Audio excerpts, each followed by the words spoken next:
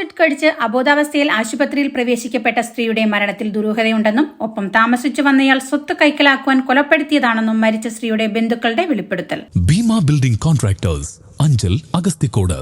Contact 94472 44659 89218 37847. Edamulakkal ഫാഗിക്കുന്ന ഹസീന മൻസിലിൽ 42 വയസ്സുള്ള സബീനയാണ് മരിച്ചത്. ഇവരുടെ മാതാപിതാക്കളായ ഭാരതീപുരം ചാലുവിള വീട്ടിൽ കാസിം, ലത്തീഫ ബീബി, സബീനയുടെ മകൻ അജ്മൽ ഷാ എന്നിവരാണ് ആരോപണവുമായി രംഗത്തെത്തിയിരിക്കുന്നത്. മാർച്ച് 12-നാണ് ഹസീന മരിച്ചത്.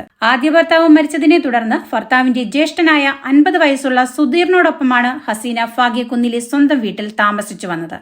ഇവരുടെ പേരിലുള്ള വീടും പുരയിടവും മറ്റും സുധീറിന്റെ പേരിൽ എഴുതി കൊടുക്കണമെന്നാവശ്യപ്പെട്ടുകൊണ്ട് നിരന്തരം വീട്ടിൽ വഴക്കുണ്ടാക്കുകയും മർദ്ദിക്കുകയും ചെയ്തിരുന്നതായി ഹസീന ഗൾഫിലുള്ള മകൻ അജ്മൽ ഷായെ അറിയിക്കുകയുണ്ടായിരുന്നുവത്രേ. ഇത് ശരിവയ്ക്കുന്ന രീതിയിലാണ് സുധീറിന്റെ പിതാവും സംസാരിക്കുന്നത്. സംഭവ ദിവസം സുധീറും ഹസീനയും മുറിക്കുള്ളിൽ വഴക്കും ബഹളവും ഉണ്ടാക്കിയിരുന്നു. ഇതേ തുടർന്ന് ഇവരുടെ ബന്ധുവും അയൽവാസിയുമായ ഷംന ഷംസുദ്ദീൻ എന്നയാൾ വീട്ടിനുള്ളിൽ കടന്നപ്പോൾ ഹസീന തറയിൽ കിടന്ന് ഉരുളുന്നതായും മൂക്ക്, വായ എന്നിവിടങ്ങളിൽ നിന്നും രക്തം ഒഴുകുന്നതും കാണുകയുണ്ടായി. ഈ സമയം സുധീർ മുറിക്കുള്ളിൽ ഉണ്ടായിരുന്നുവെങ്കിലും സബീനയെ ആശുപത്രിയിൽ എത്തിക്കുന്നതിന് താൽപര്യം കാണിക്കുകയുണ്ടായില്ല. മാത്രവുമല്ല, മുറിക്കുള്ളിൽ ഉണ്ടായിരുന്ന മദ്യക്കുപ്പി എടുത്തു മാറ്റുകയും ആസിഡ് നിറഞ്ഞ കന്നാസ് പുറത്തേക്ക് കൊണ്ടുവന്ന് മറ്റുള്ളവരെ കാട്ടിക്കൊണ്ട് സബീന കുടിച്ചുവെന്ന് പറയുകയും തറയിൽ കിടന്നുരുളുന്നത് മൊബൈൽ ഫോണിൽ ചിത്രീകരിക്കുകയായിരുന്നു. ഷംനയുടെ നേതൃത്വത്തിലാണ് പിന്നീട് സബീനയെ അഞ്ചലിലെ സ്വകാര്യ ആശുപത്രിയിൽ എത്തിച്ചത്. അവിടെ എത്തിയ ശേഷം ഡോക്ടർ നടത്തിയ പരിശോധനയിൽ മരണം സ്ഥിരീകരിക്കുകയായിരുന്നു. രാവിലെ 6 മണിക്ക് മീനെടുക്കാം.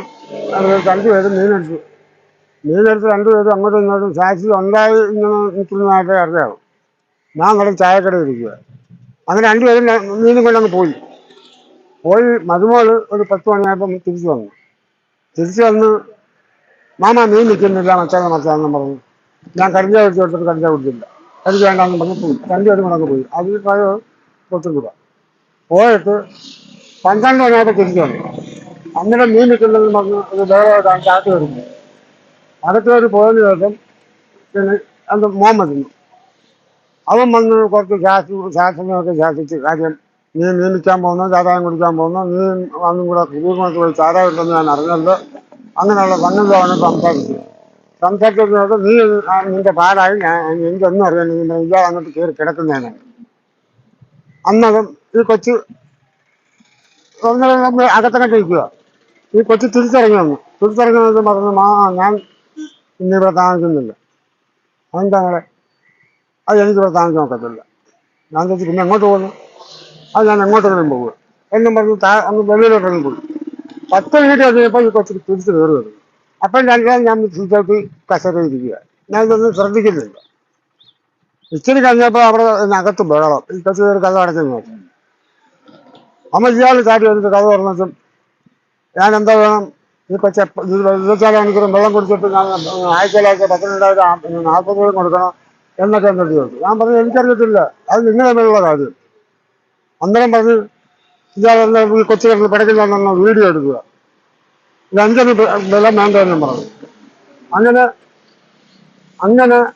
അത് കഴിഞ്ഞാൽ മറ്റേ കൊച്ചു എൻ്റെ പ്രത്യേകിച്ച് കൊച്ചുമോളെ നോക്കുന്ന കൊച്ചു പറഞ്ഞു പാപ്പ അത് കൊച്ചിൻ്റെ വായിന് മൂക്കിന് ചോര വരുന്നു. ഞാൻ പറഞ്ഞു എറണാകുളം പോകുന്നു. അങ്ങനെ ഇയാൾ അങ്ങോട്ട് ഞാനെന്ത് വേണം, എന്നെ എന്നും ജയിലിലാക്കണം, മറ്റുള്ള വർക്കാന്ന് പറഞ്ഞ് ഇയാൾ ബേളനാണ്. അത് കഴിഞ്ഞ് ഇയാൾ പോയി ആസിഡ് എടുക്കുന്നു. അപ്പോൾ ആസിഡ് വെച്ചാൽ കുടിച്ചത്.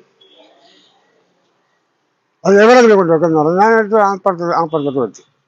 അപ്പോൾ പോയില്ല, കുപ്പി എടുത്തോണ്ട് വന്നു. അരക്കുപ്പി വെള്ളമുണ്ടായിരുന്നു. അതെന്നു പറഞ്ഞ് ഇതിനകത്ത് ഒഴിച്ചാൽ കുടിച്ചത്. ഞാൻ അതിനകത്ത് കുറച്ച് കുടിച്ചു. എന്താ വയറൊക്കെ കത്തുന്നത്. ഞാൻ പറഞ്ഞിട്ട് ഞാൻ നോക്കട്ടെ എന്ന് പറഞ്ഞു. ഞാൻ അന്ന് കുറച്ച് ഒഴിച്ച് കൊടുത്തപ്പോൾ ഒരു കുഴപ്പമില്ല. ഞാൻ പറഞ്ഞു ഇതിനകത്തും ഒരു കുഴപ്പമില്ല എന്ന് പറഞ്ഞു. അത് കഴിഞ്ഞ് ബാക്കി കൊണ്ടുവരുന്നത് ഞാൻ കൊണ്ടുവന്നിടത്ത് വെച്ചിരുന്നു. അപ്പം ഇനിയിപ്പോൾ എന്തായാലും ഇത് വെച്ചേക്കണ്ടെന്ന് പറഞ്ഞ് ഞാൻ പിന്നെ മക്കളും കൂടെ എല്ലാം കുടിച്ചു. മനസ്സിലായോ? കുടിച്ചിട്ട് ഞാൻ കുപ്പി തന്നതാണ്. പോലീസുകാർ എന്നു ചോദിച്ചു ആസിഡുണ്ട്. ആസിഡ് കൊണ്ട് കൊടുത്തു. കുപ്പി ഉണ്ട്, അതിനകത്തുള്ള മരുന്നിട്ട് കളഞ്ഞു. കുടിച്ചെന്ന് പറയാൻ നോക്കൂ. കുപ്പി അതിനകത്ത് കൊടുക്കും. അത് രണ്ടോട്ട് കൊണ്ടുപോയി. അത് ഫോറൻസിക്ക് വന്നപ്പോഴാണ് അറിയുന്നത്. നമ്മൾ അറിയുന്നത് ആ ഗ്ലാസ് അതിനകത്ത് ആരും വെള്ളമൊന്നും തൊട്ടിട്ടില്ല. നമുക്ക് പേടിക്കണ്ട എന്നിവൻ പറയുന്നു. തന്റെ മാതാവ് ആത്മഹത്യ ചെയ്തതല്ലെന്നും സുധീർ മദ്യത്തിൽ ആസിഡ് കലർത്തി കുടിപ്പിച്ചതാണെന്നുമാണ് മകൻ അജ്മൽ ഷായുടെ സബീനയുടെയും മാതാപിതാക്കളും സുധീറിന്റെ പിതാവും ആരോപിക്കുന്നത്.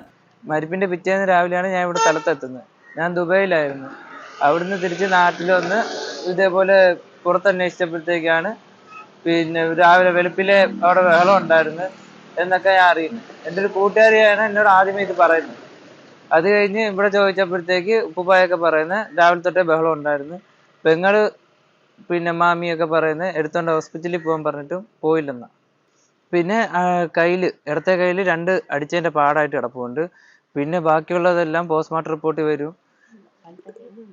ബോഡിയുടെ ബാക്കിയുള്ള ഭാഗങ്ങളൊന്നും നമ്മൾ കണ്ടിട്ടില്ല.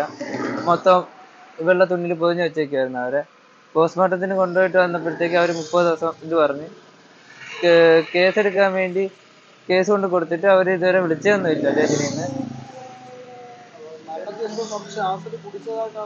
ആസിഡ് അവരൊരിക്കലും കുടിക്കത്തില്ല. കാരണം അവർ അന്ന് ഒരുപാട് അടിച്ചതിന് ശേഷമാണ് അവർ തൂങ്ങാൻ കയറിയത് തന്നെ.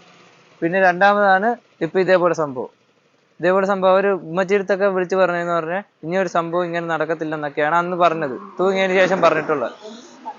ഇത് നമുക്ക് നല്ല സംശയമുണ്ട്. കാരണം അവരൊരിക്കലും ചെയ്യത്തില്ലാത്തൊരു കാര്യമാണിത്.